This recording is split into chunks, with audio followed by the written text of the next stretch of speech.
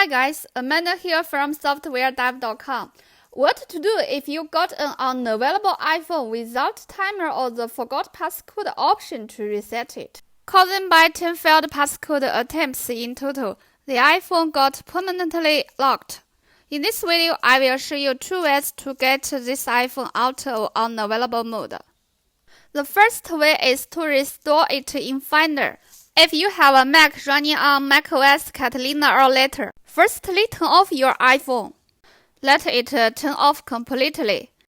Press and quickly release the volume up button. Press and quickly release the volume down button. Then connect it to your computer while holding the side button until you see the connect to computer screen. Later, go to Finder and locate your iPhone in it.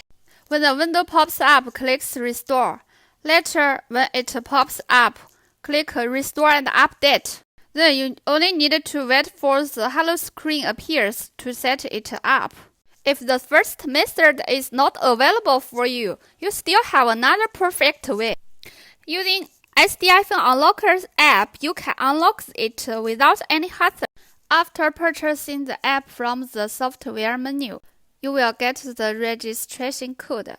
Then enter the registration code from the menu to activate it. Similarly, connect your iPhone to your computer in recovery mode.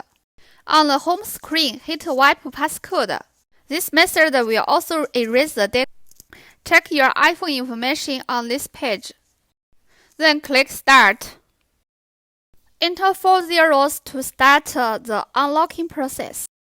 Keep your iPhone connected during the whole process. When you see the complete screen, you can unlock your iPhone from your computer.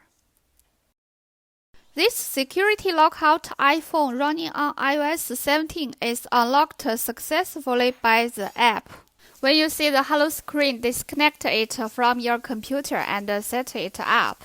You can restore your data from your backups. Thank you for your watching. Bye guys.